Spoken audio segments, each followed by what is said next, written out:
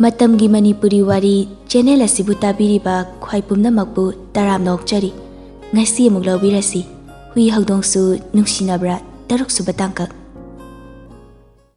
Ayukni thoibi mapaga sumangda thariba table aduda laptop to thangdokdana mapana business ki matangda wa khara hainari.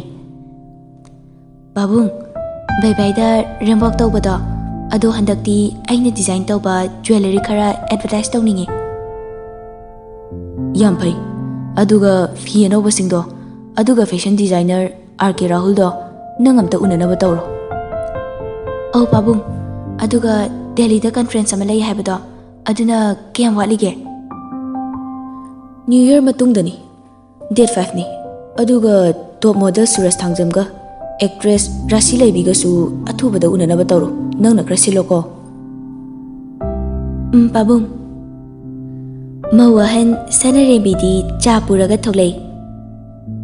Babung cha sidalai zare. Oh, thamo ibungo jawadi hawat krabra. Hawgalaudri babung cha. Ma ine singbatil purak tringai da yam thuna hawgalo hayu. Thabak mayam si suti leiring asida khitang da sumating pangdima. Babung cha chayama pairaga oina phubiyo aduna parani. Asi haraga nofe tawi aduga thoibi don silaga thoibi ai luhongwa ma ipam gi chato leye potpang leitri hore namta chalu sira bazar da awi nama mapana mu haire se si gyan taradra au babu nungsi thoibi laptop to puraga magi ka da changlei aduga khangaudana pamu baga fauna ba phone number du da call ai. Hello Thoi, nang asage phone pai du kaigino. Ai fi surubani. Oh, aina yam yetlabo. Yeteda. Kari fino nang saribo. Muga gi kudai ni. As, yam phajaram do male. Khangdi. Thoi, ai sinang na di thazaroi. Ai nupi di masing thingam dana kori. Adubu nong mata nungsiba haibda. Kari no khanglakti. Khangning masu faudi. Adubu sakhangdebi nangi khonjel se tarubadagi ai nangwana pungaw ngawre. Danao aidi angang yamna oiriye nungsinaba heiroye. Aina tambige. Ai nungsinaba se yamna kiye kainaraga yamwai hainaye. Aigi chiche do maga piklingai dagi nungsinarakiba nupada khoi chega hekluna tinaba mamhana biduna munbikre. Adai Chiche se yum palu yakidre khoi cheda yawana khangli haujiksu nungti numit khudingi kape adudagi ai nuksinaba se yam kijaye danaw Thoi ai de dumai tawroi nang kanano khangjadrasu nangi khonjal sina tai madudi nang se ai gi damakta isona sembirakpani chahi kumapan surafau nuksinaba karino khangjaram da baise nangi khonjal taroba numitagi pungaw ngawre Khangde nangse kari jadu pubano adu khangna su thagat piganu da itik na chade ai di lairabi ni lairabi sakthi bi orabasu nangbu nungsi aina chiche gi pirang do ai ta ningdi punchi chupa nangi bi dei thoksage nangbu mikup khuding nokhan bangam boizage danao nang kai dawrige ai loge be chatoini Mechindani khoidi low yam yame. Oh, pung kya da loitiba? Pung baroda aduga chak charaga atopa lofam ama mu paiba chatuini. Danao nangse honaba yamna kaliko. Nangsu kalisidi faredo ai thengi thamagi ko. Oh. Ado hairamo. Karibo.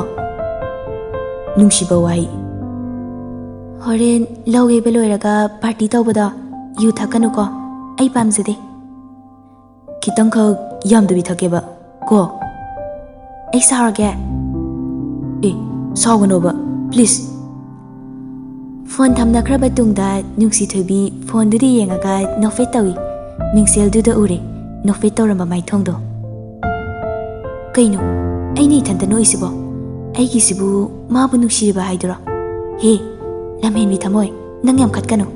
Nang nasana nasa kanano khangzau. Nang nupada naksinba yade ko. Kaino ni nangbo, film kumadoiro. Maningdagi mamana hairi. Hinjabi, khangini. Mingshel mamangda natomda dialogue tawridubu film ga kumadoiro. Kumo he. Nang tamchaga nanama omigana nang buthi hobani. Karige? Khangde. Ngai ko bema. Nangbu kana kaidi khangnarige.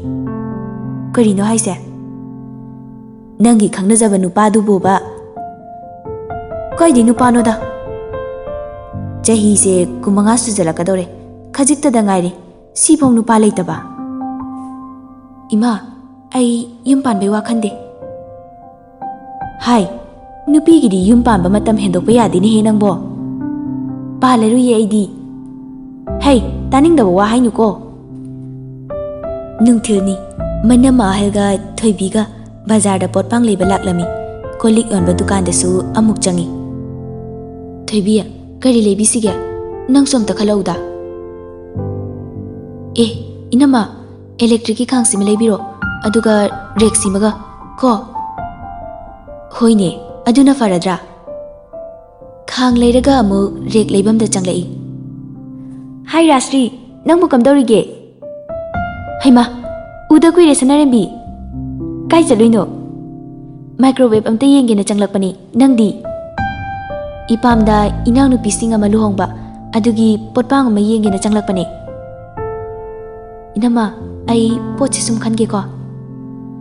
Kanano sibo? Ichal nupi ni. Nui sai gidi nupi yaude nahanwai hai gidaine. Pokminaba natiye, ikuragi macha nupi ni. Oh, kamdorige nangdi. Sum nungairi haiduni, nangdi. Karai deino da, yumduda nupi itomto oirabanina college bundangnaba chatkadra, ichabu senagadra, yumgi thabuk puloshingadra, mata saida. Kaino, nui mawani sudriba.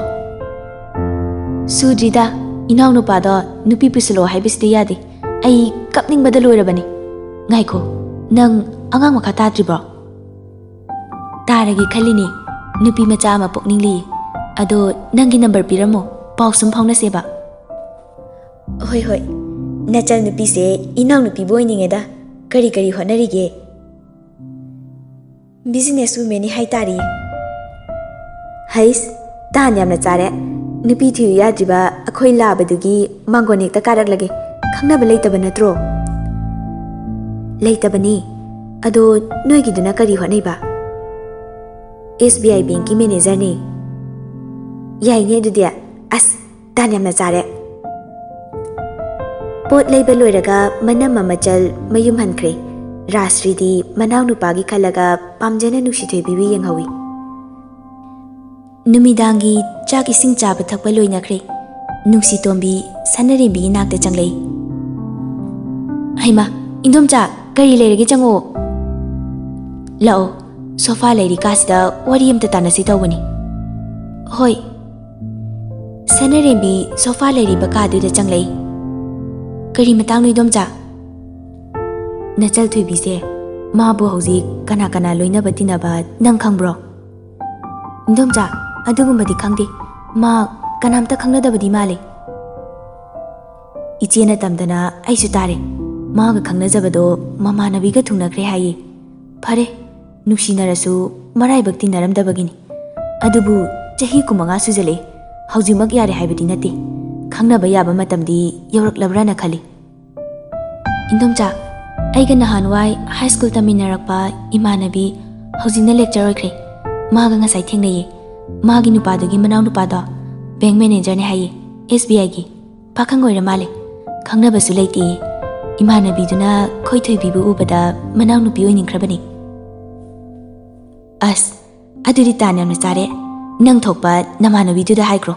Aduga ibemada nang gai chegana hairadi yani themoba. Oh, idomza, ai hauji phone tauge. Nungsitombisu adum phamaga sanarembina wari sanabadu tari. Hello. Sana, chak char bro. Chare nangdi. As, ibema, tabak mayam ama loisindri. Angang tumhangi da ngairiye. Ado nang ngasai na haibado noi nachalnupida haudoklabo. Aduidi kem khangano aina haiba yani nangi nanaw nupadugi wani. Madi nahana aigi apama nupi oina thiro na haikrabani. Ibema, inembok leitaba haise yam nungaiteda. Manembok mau mama aina loi sare. Aidi yamna thuninglabani. Lauk thadoktuna tahali madom chada. O adudi nangsu nanaw nupaduda amta haidana yengo. Aisu hairage. Aduga ang paunarasi. Hoy, angang tumkrabo nangge. Tumkreda, kuire maga tumkiba. Pare, ai thabak amta loisilukige. Hoi, thamme. Good night. Ningthouja, akhoi thoibine yaradi adum yare. Mabu yahanbadi nangga ichega da sinarabani. Aidi talle, ibani kainayeba. Hoiba, yani be Ningthouja, kem khangano. Adudi ma TV yenghobani. Ai iche da hairamage, nang lau ko. Oh. Wari pumba mache nungsibida loina tame nungsitombina. Hera, kemta khanganu, ai themke yanida. Somdana phone da pamuba nungsithoibiga wari sanari. Pamuba, wari imta saje thabak chinbro nangbo. Hoi lagi teima. Kanano kauridubo? Khoi teimani, karinom ta hanglukige. Tumlamkinu ko. Hoi, thamme dudi. Phone thamaga pamuba mayai kaida lai. Kari haigi teima? Sini. Aigi apama nupi thiyo haikibado phange. Adu nang kari khaliba? Kanano haisi teima? Aigi manabi doctor amalai. Magi machal nupini. Jewelry designer ni. Masak matausu yamna phajai. Akhoi imunga yamna chanani ye. Iteima, ai matam krapiyo. Khalakige. Hoi. Ado, aigidi positive answer pamiko. Pamu bakada changlei. Aduga nungsithoibida call tawi. Adubu paikhalakte. Somdasu sanalemiga nungsibigana. Nungsithoibida wari kana liri. Yengoi, icha thoibi. Nupi haisidi yumbal chahi hendokpa yade. Nang yumpanbagi matang chapchare. Imungdo yam phaba imungni. Ngasai aiga kongnaba imanabido magi nupadugi manang nupani. Bank manager ni. Inama, pukchel su khangdaba nupadugabu. Adugidi aikhoina noi ani khangnahandusidi. As, inama. Thoibiya, nupi ningol aikhoigi mapokta ipagi yumda siyu haiba tamlamdabaini. Nangbu nungshi haiduna sum phajinba yaba nate. Mase taibangi chanabini. Punsi haisidi awaba nungaiba loina thengnarakkadoini. Nangi manglam chatta thamoi sokpa thagdok ama thokrena. Khudingmakbu phattana lana ubadi chumdi. Don't let the past blackmail your present to ruin the beautiful future. Manamaga mama bokasu theibibu themlamlaga chatkre. Phone do yengbada Danaugi 50 miss call lerami. Heima, miss call miyam sidia. Call back amuk tawi. Hello, Danau. Nang ngasagi kai chaluge fi sarambro. Tapna hairi pamu bana. Sarami, aduda tahaudre, saunu ko. Thoi, nang ai nungsibra. Pamu bagi wahang do tabada thamoida thuklauba ma fawi. Nungsithoibi khumde tumina lei. Thoi, nang aina hanglise khumningdrabo. Nungshiye. Khonjel do nikdi khumlei. Adudi ibani chelase. Ha, karigino Danau? Thoi, nang boina masak uba fangdrabasu karigino khangdi. Aina nangbu asuk nungsiriba. Punsida asiguma ihulse amukta faurakidi. Aduga nangondadi aise jingsinba ama adum phawi. Danau, ai angang oiriye. Ai ꯅꯪ ꯅꯠꯇꯕ ꯅꯨꯄꯤꯒ ꯂꯨꯍꯣꯡꯅꯤꯡꯗꯦ. ꯈꯪꯍꯧꯗꯅ ꯐꯣꯟꯗꯨ ꯇꯠꯈ꯭ꯔꯦ. ꯑꯗꯨꯒ net ꯐꯪꯈꯤꯗ꯭ꯔꯦ. Phone ꯇꯧꯕ ꯁꯨꯡꯆꯠ ꯆꯠꯈꯤꯗ꯭ꯔꯦ. ꯄꯥꯝꯃꯨꯕ, ꯋꯥꯈꯜꯗ ꯆꯔꯥꯡꯅꯕ, ꯍꯥꯏꯐꯝ ꯈꯪꯗꯕ ꯏꯍꯨꯜ ꯑꯃ ꯐꯥꯎꯏ. ꯀꯔꯤꯒꯤꯅꯣ ꯑꯩꯅ ꯑꯁꯨꯛ ꯌꯥꯝꯅ ꯋꯥꯔꯤꯁꯤꯅ? ꯑꯩꯁꯤꯕꯨ ꯇꯁꯦꯡꯅ ꯊꯣꯏꯕꯤꯆꯥꯕꯨ ꯅꯨꯡꯁꯤꯔꯤꯕ ꯍꯥꯏꯗꯨꯔꯅꯦ? ꯑꯍꯤꯡꯗꯣ ꯃꯤꯠ ꯎꯏꯁꯤꯜꯂꯒ ꯇꯨꯝꯊꯕ ꯉꯝꯈꯤꯗꯦ ꯄꯥꯝꯃꯨꯕ. ꯅꯣꯡ ꯉꯥꯜꯂꯝꯗꯥꯏꯗ ꯇꯞꯅ ꯎꯏꯊꯈꯤ. ꯅꯣꯡ ꯉꯥꯜꯂꯦ. ꯃꯊꯪꯒꯤ ꯅꯨꯃꯤꯠꯅꯤ. ꯄꯥꯝꯃꯨꯕ ꯑꯣꯐꯤꯁꯇ ꯂꯩꯔꯤꯉꯩꯅꯤ.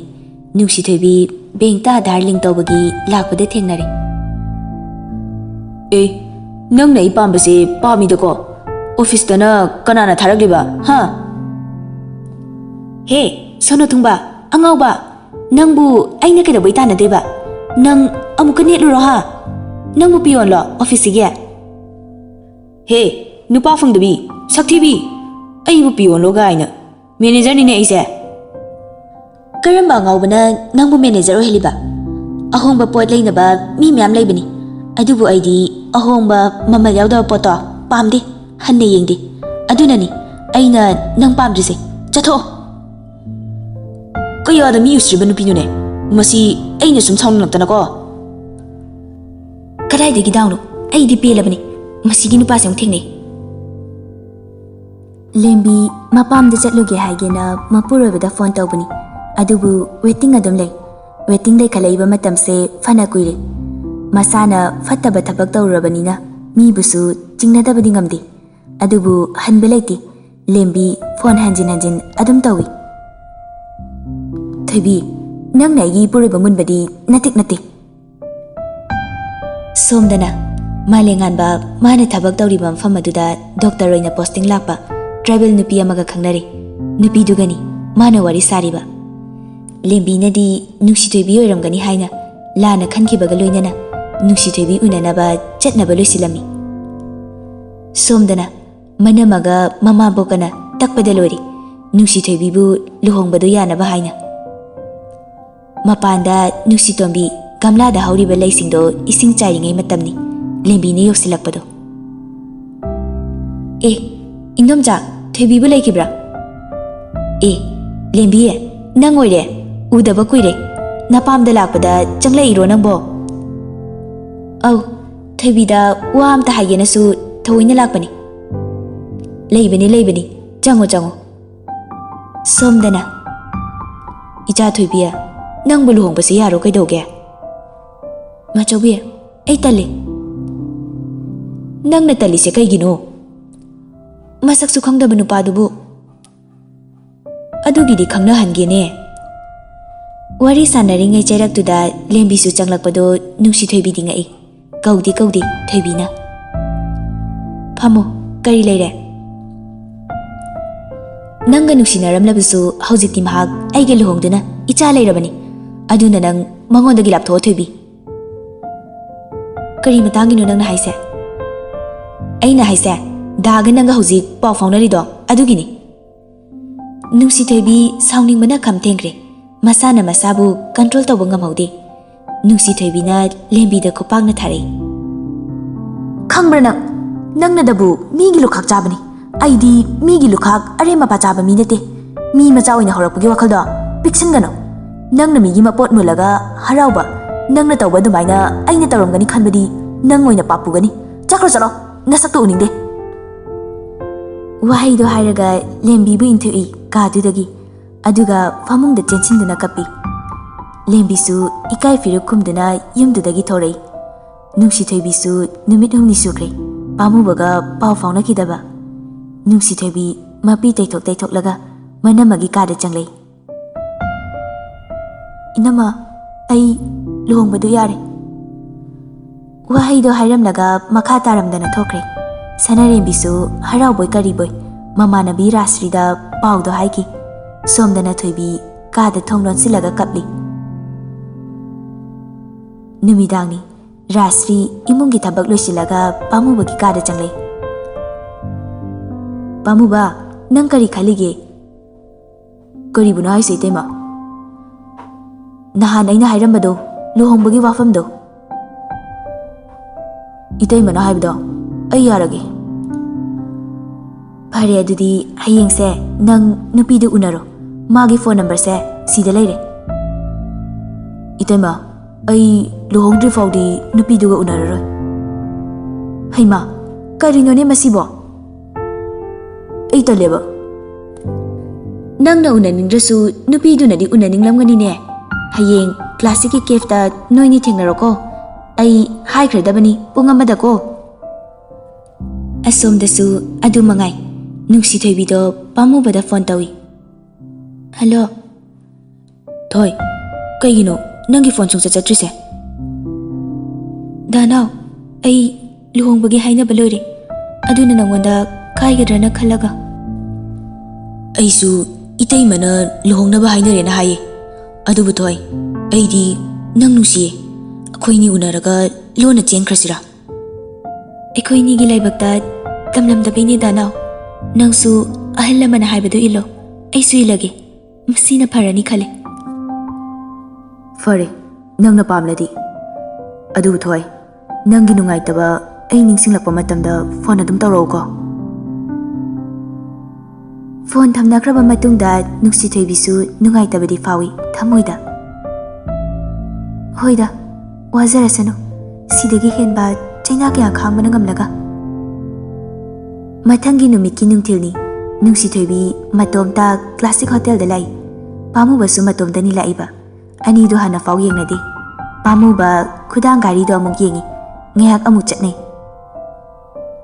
ꯀꯌꯥꯝ ꯐꯖꯕ ꯅꯨꯄꯤ ꯑꯣꯏꯔꯖꯥꯠꯅꯣ ꯍꯧꯖꯤꯛꯐꯥꯎ ꯌꯧꯔꯛꯇ꯭ꯔꯤꯁꯤꯅ ꯅꯨꯡꯁꯤꯊꯣꯏꯕꯤꯁꯨ ꯉꯁꯥꯏꯅꯗꯤ ꯌꯧꯔꯛꯈ꯭ꯔꯕꯅꯤ ꯑꯗꯨꯕꯨ ꯃꯤꯁꯛꯇꯣ ꯈꯪꯗꯕꯅꯤꯅ ꯎꯄꯥꯏ ꯂꯩꯇ꯭ꯔꯦ ꯂꯦꯞꯄꯒ ꯑꯗꯨꯝ ꯉꯥꯏꯔꯒ ꯂꯩ ꯑꯉꯛꯄ ꯑꯃꯅ ꯑꯅꯤꯗꯣ ꯃꯤꯡꯐꯥꯎ ꯍꯣꯡꯗꯦ ꯌꯨꯝꯒꯤ ꯃꯅꯝ ꯃꯇꯩ ꯃꯁꯤꯡꯗꯨꯗ ꯄꯨꯡ 2 ꯇꯥꯁꯤꯜꯂꯛꯀꯗꯣꯔꯦ ꯐꯅ ꯀꯨꯏꯔꯦ ꯄꯥꯝꯃꯨꯕꯅ ꯉꯥꯏꯔꯛꯏꯕ ꯀꯨꯏꯃꯜꯂꯦꯅ ꯆꯠꯂꯒꯦ ꯊꯣꯛꯂꯛꯄꯗ ꯅꯨꯡꯁꯤꯊꯣꯏꯕꯤ ꯐꯝꯂꯝꯕꯗ ꯎꯔꯦ ꯄꯥꯝꯃꯨꯕꯁꯨ ꯅꯨꯡꯁꯤꯊꯣꯏꯕꯤ ꯎꯕꯗꯒꯤ ꯂꯛꯅꯅꯤꯡꯕꯗꯤ ꯐꯥꯎꯕꯖꯥꯠꯅꯤ ꯃꯅꯥꯛꯇ ꯆꯪꯁꯤꯜꯂꯛꯏ ꯅꯨꯡꯁꯤꯊꯣꯏꯕꯤꯗꯤ ꯐꯣꯟ ꯀꯟꯅ ꯑꯣꯠꯂꯤ ꯍꯥꯏ ꯁꯛꯊꯤꯕꯤ ꯅꯪꯗꯤ ꯁꯤꯗ ꯀꯩꯗꯧꯔꯝꯂꯤꯕ ꯅꯇꯣꯝꯇ ꯍꯥ ꯅꯨꯡꯁꯤꯊꯣꯏꯕꯤꯁꯨ ꯃꯤꯠꯇꯣ ꯐꯩꯔꯞꯅ ꯌꯦꯡꯂꯛꯏ ꯗꯦꯠ ꯂꯥꯛꯏꯕ ꯆꯤꯌꯔꯗ ꯆꯤꯡꯁꯤꯜꯂꯒ ꯐꯝꯃꯤ ꯑꯗꯨꯒ ꯍꯥꯏꯔꯛꯏ ꯑꯦ ꯅꯪꯕꯨ ꯅꯨꯄꯥꯒ ꯀꯣꯏꯅꯕ꯭ꯔꯣ ꯅꯣꯏ ꯅꯄꯥꯗꯣ ꯀꯣꯏꯅꯩꯌꯦ ꯑꯩꯒ ꯑꯦ ꯑꯗꯨꯗꯤ ꯏꯃꯥꯇꯣꯟ ꯇꯥꯔꯦꯅꯦ ꯑꯣꯏ ꯌꯥꯝ ꯊꯨꯅ ꯆꯠꯈ꯭ꯔꯣ ꯆꯠꯂꯣ ꯅꯁꯛꯇꯣ ꯎꯕꯗ ꯗꯥꯎ ꯌꯥꯗꯧ ꯃꯥꯟꯗꯦ ꯑꯩ ꯂꯨꯍꯣꯡꯒꯗꯧꯔꯕ ꯅꯨꯄꯤꯅꯤ ꯕꯦꯃꯥ ꯅꯪꯗ ꯅꯠꯇꯦ ꯑꯩꯁꯨꯅꯦ ꯂꯨꯍꯣꯡꯒꯗꯧꯔꯕ ꯅꯨꯄꯥꯅꯤ ꯅꯠꯇꯦ ꯅꯣꯏ ꯁꯥꯏꯗꯣ ꯅꯪ ꯅꯠꯇꯕ ꯑꯇꯣꯞꯄ ꯀꯣꯏꯈ꯭ꯔꯖꯥꯠꯂꯣ ꯍꯧꯖꯤꯛꯐꯥꯎ ꯅꯪ ꯅꯥꯛꯇ ꯂꯥꯛꯇ꯭ꯔꯤꯁꯤꯅ ꯅꯪꯒꯤꯗꯨꯅ ꯑꯃꯨꯛ ꯑꯇꯣꯞꯄꯗ ꯆꯦꯟꯈ꯭ꯔꯖꯥꯠꯂꯥ ꯆꯒꯠꯅꯕꯅꯤ ꯈꯪꯗꯅ ꯕꯦꯃꯥ ꯑꯩꯉꯣꯟꯗ ꯂꯩꯖꯔꯒꯦꯅ ꯑꯃꯨꯛꯇꯣꯏꯕ ꯂꯣꯏꯔꯦꯍꯦ ꯅꯪꯗꯤꯅꯦ ꯍꯥꯏꯔꯨꯕꯗ ꯌꯥꯔꯛꯀꯅꯤ ꯈꯪꯕ ꯑꯗꯨꯏ ꯀꯗꯔ ꯇꯧꯔꯤ ꯑꯣꯏꯔꯝꯅꯤ ꯅꯪꯅ ꯈꯪꯕꯤꯔꯤꯕ ꯍꯣꯏ ꯑꯩꯅ ꯈꯪꯕꯤꯔꯤꯕ ꯑꯅꯤꯗꯣ ꯆꯤꯟ ꯀꯟꯅ ꯇꯥꯟꯅꯈꯠꯂꯛꯏ ꯑꯉꯥꯡ ꯃꯆꯥꯗꯧꯅ ꯅꯥꯀꯟꯗ ꯐꯝꯃꯤꯕ ꯃꯤꯁꯤꯡꯁꯨ ꯃꯣꯏꯅꯤꯗꯤ ꯌꯦꯡꯂꯛꯏ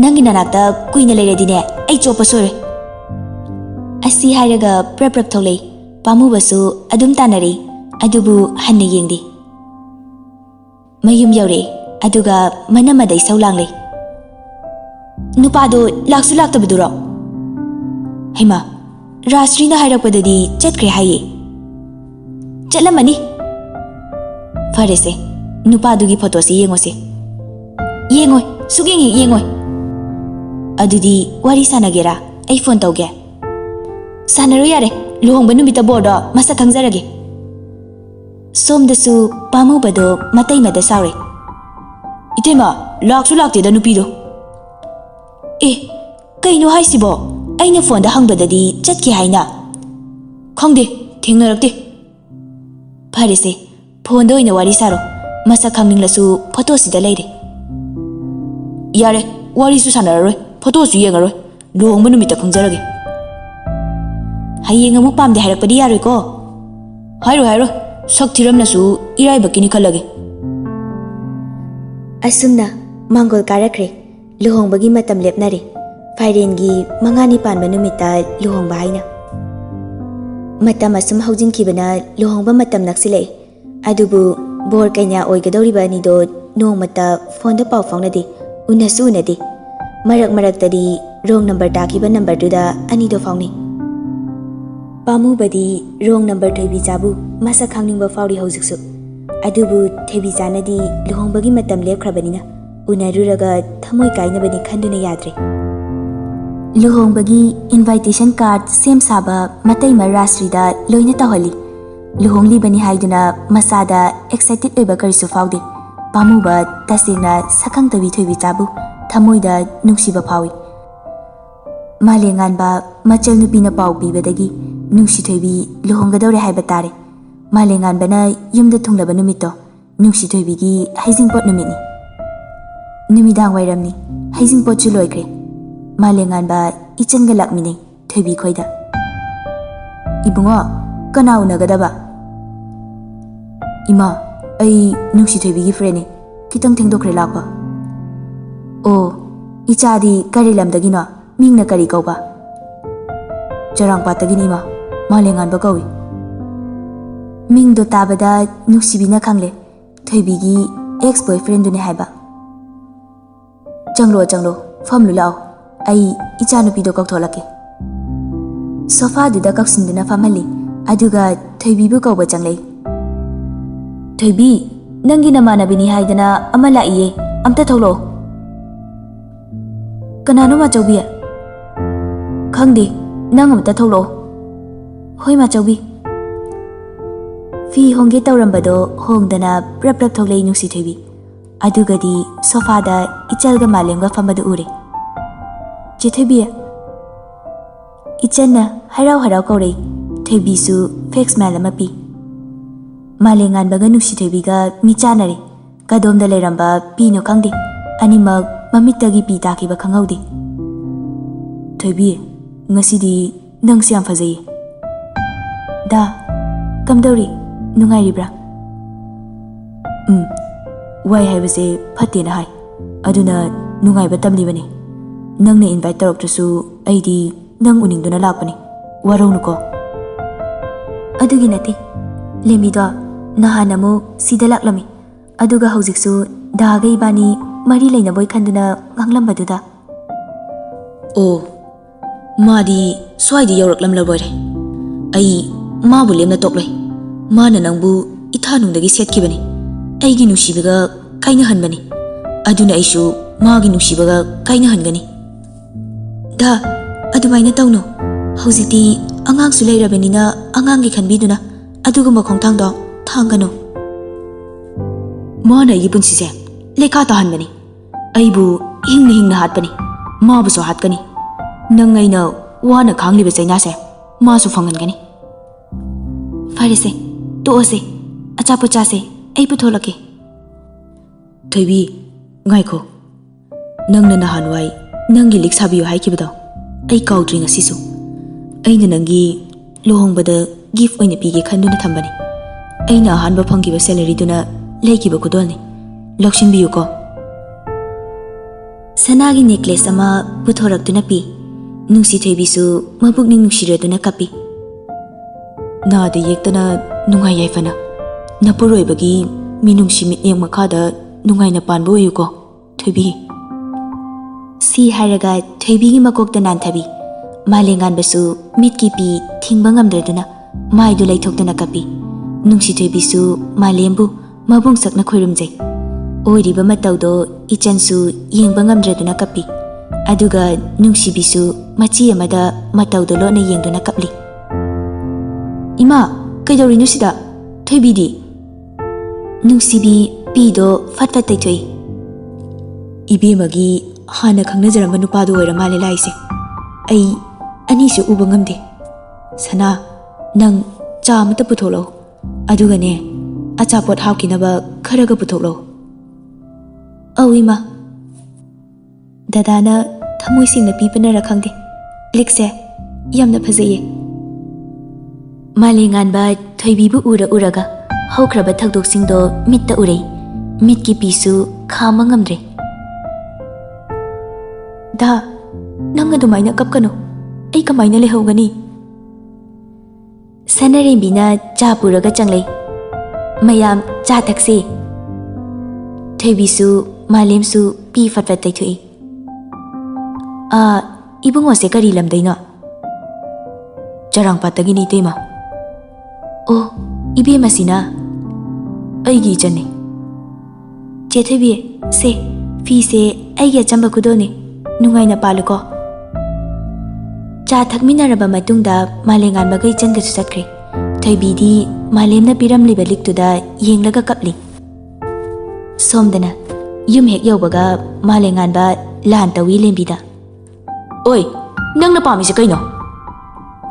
Kaino yum tholakpaga isau langlisina. Nangna thobi khoida kaido bajalubno? Hayo. Noini paw faunari boiningdana matam hele oiraroi hairubani. Nangna migi nupa munba dumaina masu tarumde ningbra ha? Nate, dani yumda lakpaga isau asuk langlisina kaigino. Mana kari umu hairak Nang ay yam pamba natra. Nang na pamjaba ise mi yum ohelage. Matamduda nang amu kari fawbuna habdu yum. Kaino ngaurubada nang na kalida sumdibro. Malengan ba sauni yumdagi thokre. Haizing potchu loikre. Mathangi numita luhongba numitni. Pham thaba laklamba nupi mayumgi mising sohankre. Ngaihak leibaga luhongba chatnaba bor jatra haukre. Somdasu kainasu keba haukre. Pung mari tarakpa dwaida dolgi manilna ningolgi sangaidu nili. Bor su thunglari. Yairiba dolgi makoldo tabada Nungcthoibigi thamoigi mihul chongba hengalai. Pakat papawi masado. Ahum laksuba dol tinduna bor puthokre. Ngaihak leibaga kainasu dol tinduna puthorei mabunganina. Bor kaina anido hanne yengnade. Bor su makade yengagalei.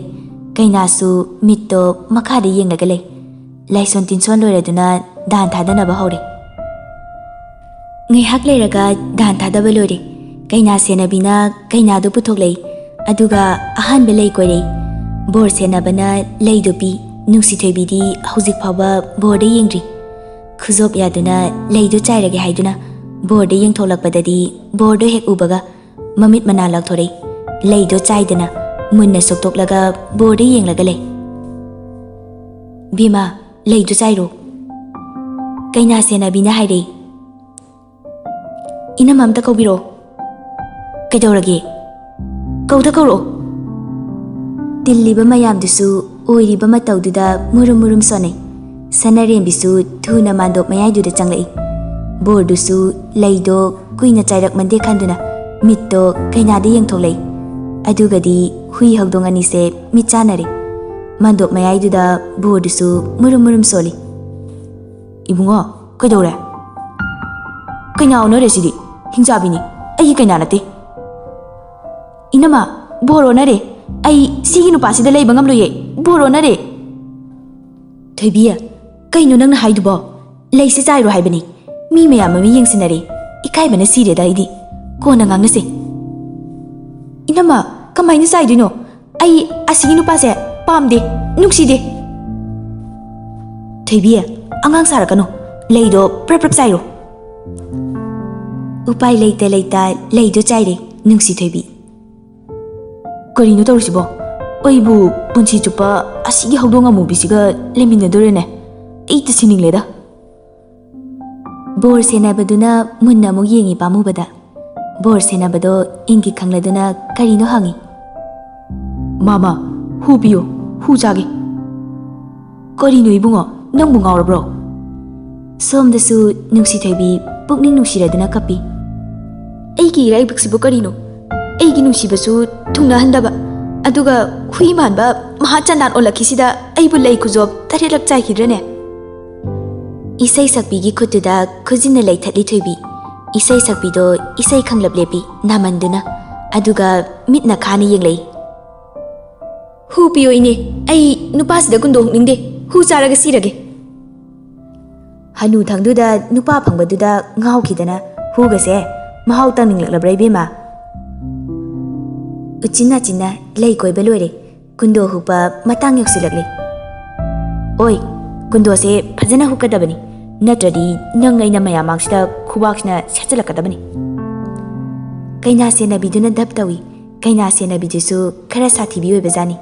Pamubasu mitto khana thoibide yengli. ꯊꯣꯏꯕꯤꯁꯨ ꯑꯗꯨ ꯃꯉꯥꯏ ꯆꯞ ꯃꯥꯟꯅꯩ꯫ ꯀꯨꯟꯗꯣ ꯄꯔꯦꯡꯗꯣ ꯄꯥꯏꯔꯒ ꯇꯞꯅ ꯆꯪꯁꯤꯜꯂꯛꯏ꯫ ꯑꯗꯨꯒ ꯀꯩꯅꯥ ꯁꯦꯟꯅꯕꯤꯗꯣ ꯀꯤꯕꯒꯤꯔ ꯀꯔꯤꯅꯣ ꯈꯪꯗꯦ, ꯂꯩꯗꯨꯗꯤ ꯐꯖꯅ ꯍꯨꯛꯏ꯫ ꯑꯁꯣꯝꯗꯁꯨ ꯕꯣꯔ ꯁꯦꯟꯅꯕꯗꯨꯅ ꯀꯟꯅ ꯇꯛꯂꯤ ꯄꯥꯝꯃꯨꯕꯗ꯫ ꯍꯦ ꯄꯥꯈꯪ ꯑꯔꯤꯕ, ꯂꯩꯁꯦ ꯅꯤꯡꯊꯤꯅ ꯍꯨꯛꯀꯗꯕꯅꯤ, ꯅꯠꯇ꯭ꯔꯗꯤ ꯅꯪ ꯄꯤꯟ ꯌꯥꯎꯔꯤꯁꯤꯅ ꯅꯃꯤꯠꯇꯨꯗ ꯊꯤꯟꯒꯗꯕꯅꯤ꯫ ꯍꯅꯨꯊꯪꯗ ꯂꯨꯍꯣꯡꯂꯒ ꯑꯉꯥꯡ ꯁꯥꯗꯅ ꯅꯤꯡꯉꯥꯏ ꯇꯧꯔꯤꯕ, ꯅꯈꯖꯥꯏ ꯇꯦꯛꯀꯦꯗꯅꯤ꯫ ꯄꯥꯝꯃꯨꯕꯁꯨ ꯀꯨꯟꯗꯣꯗꯨ ꯐꯥꯎꯗꯤ ꯐꯖꯅ ꯍꯨꯛꯏ꯫